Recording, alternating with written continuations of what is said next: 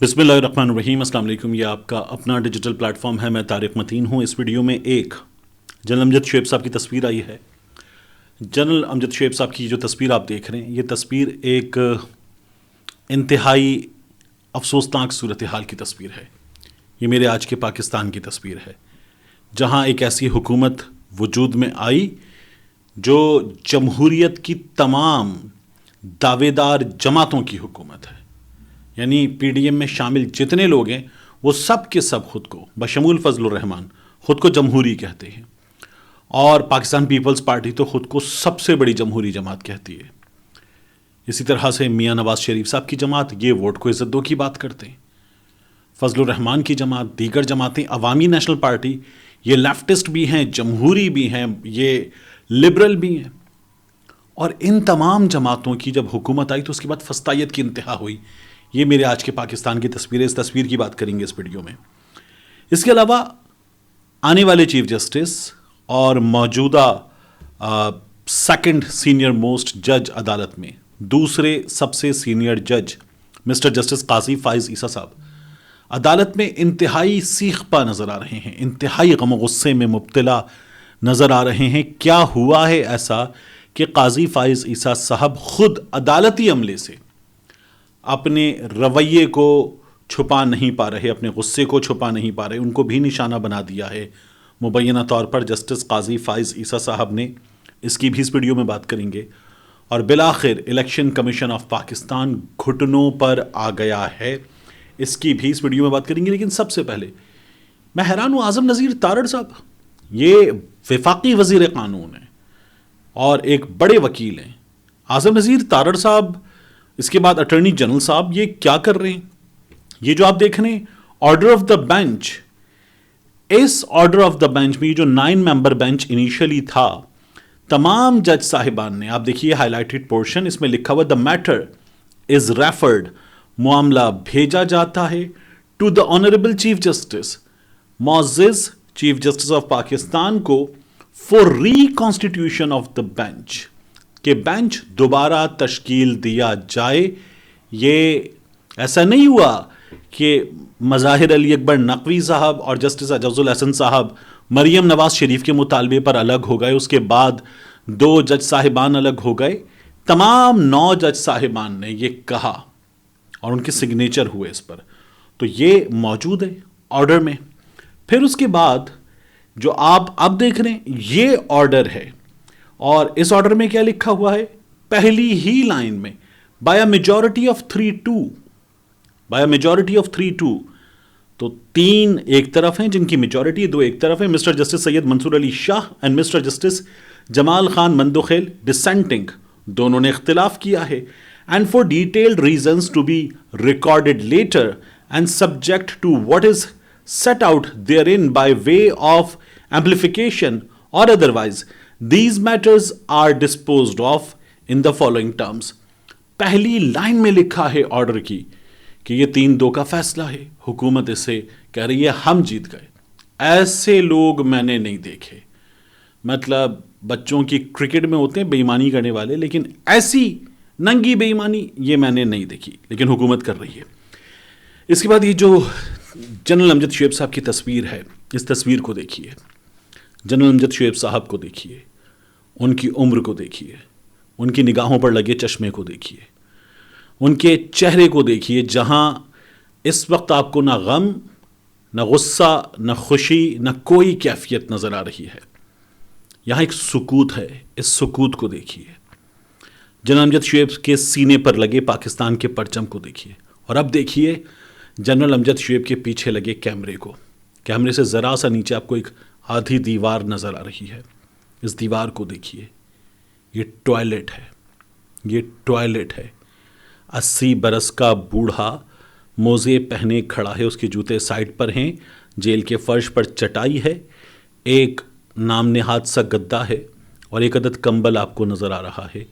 ये जनरल अमजद शुएब की जेल की सलाखों के पीछे से तस्वीर है। आज सुबह उन्हें F8 कचहरी पेश किया जाएगा। होपफुली जनरल अमजद शुएब साहब की इंशाअल्लाह ज़मानत हो जाएगी। लेकिन कोई भी जनरल रिटायर होता है تو 2 سال کی مدت گزارنے کے بعد اپنے ویوز کو بھی ایکسپریس کر سکتا ہے. کوئی بھی آفیسر ایکسپریس کر سکتا ہے, کوئی پولیس والا بھی, کوئی جنرل بھی, کوئی محکمہ ڈاک کا ملازم بھی, محکمہ زراعت کا ملازم بھی, محکمہ موسمیات کا ملازم بھی, الیکشن کمیشن کا ملازم بھی اپنے ویوز ایکسپریس کر سکتا ہے. اور اپنے ویوز کو ایکسپریس کرتے ہوئے وہ جو چاہے کہہ سکتا ہے, توقع یہ کہ وہ پاکستان کے آئین سے انحراف نہ کر رہا ہو. جنرل صاحب نے ایک مثال دی تھی, مثال, اور میجسٹریٹ صاحب نے, اویس خان صاحب نے جو پرچہ کروایا اس میں انہوں نے لکھا ہوا ہے مثال ہے کہ, مثال پہ جنرل امجد شعیب صاحب پاکستان کے لیے 3 جنگیں لڑنے والے, سلاخوں کے پیچھے ہیں, اپنی ماں کے ساتھ اس وطن پاکستان میں آنے والے, فٹ پاتھوں پر سونے والے جنرل امجد شعیب صاحب سلاخوں کے پیچھے ہیں 80 برس کی عمر میں. اس سے زیادہ وہ اس ملک کو کیا دے سکتے ہیں؟ ہمارے موجودہ army chief general Asim Munir صاحب بھی ایک دن ریٹائر ہوں گے, اور ریٹائر ہونے کے بعد یقیناً اپنے ویوز کو ایکسپریس کریں گے. ان کے وہ ویوز پولیٹیکل, نان پولیٹیکل, وہ کسی کی حمایت میں بھی ہو سکتے ہیں, کسی کی مخالفت میں بھی ہو سکتے ہیں. کیا ویوز پر کسی کے خلاف پرچہ ہو سکتا ہے؟ پولیٹیکل ویوز پر. یہ ہمارے قانون نافذ کرنے والے اداروں کو سوچنا چاہیے. ہمارے جج صاحبان بھی اپنے ویوز ایکسپریس کرتے ہیں. شاہ خاور صاحب جج رہ چکے ہیں اور اب بھی آتے ہیں ٹیلی ویژن پروگرامز میں اپنے ویوز ایکسپریس کرتے ہیں, اور صرف وہ نہیں, اکثر لوگ کرتے ہیں. ہمارے ایک جج نے تو ریٹائرمنٹ کے بعد سیاسی جماعت بھی بنائی تھی, اور پھر وہی سب کچھ جو سیاست میں ہوتا ہے انہوں نے کیا تھا. لیکن بہرحال انتہائی افسوسناک ہے یہ تصویر. اس تصویر کو خود جج صاحب کو بھی دیکھنا چاہیے جنہوں نے جنرل امجد شعیب صاحب کا ریمانڈ دیا تھا.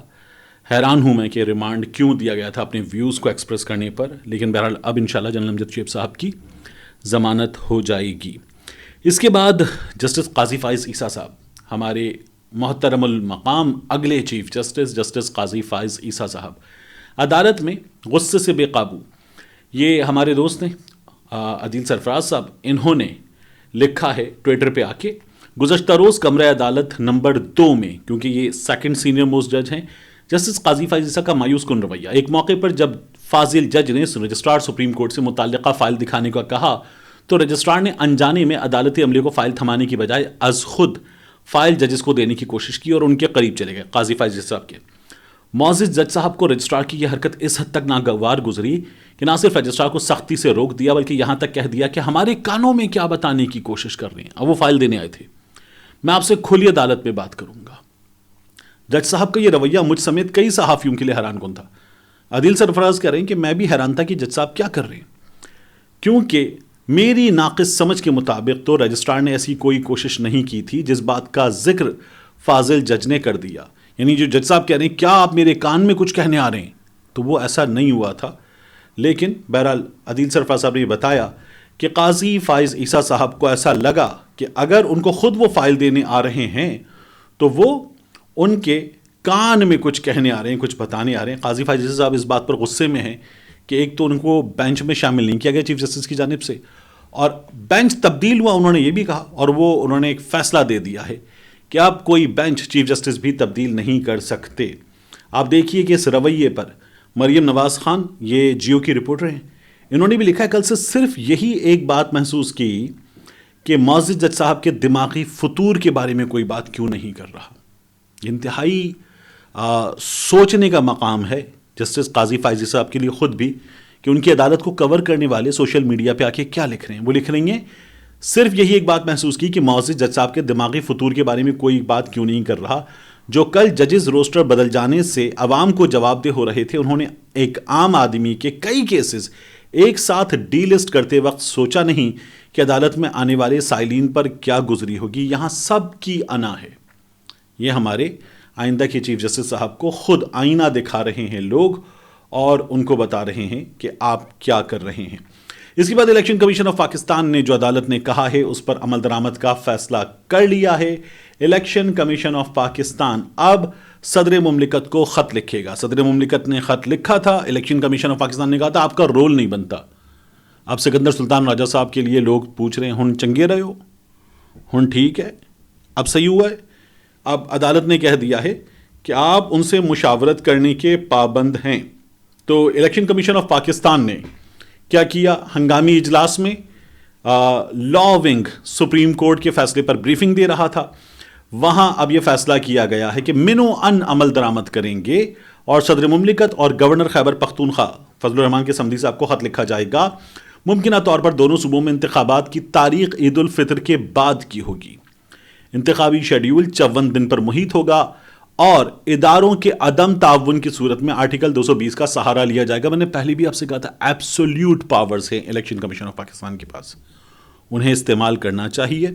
تو اب وہ election commission of Pakistan in powers کو استعمال کرے گا, اور عمران خان صاحب نے اسی وجہ سے یہ کہا ہے کہ ہم اپنی جیل بھرو تحریک معطل کر رہے ہیں.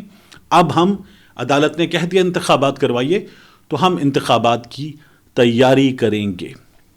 ملتے ہیں انشاءاللہ آپ سے اگلی ویڈیو میں.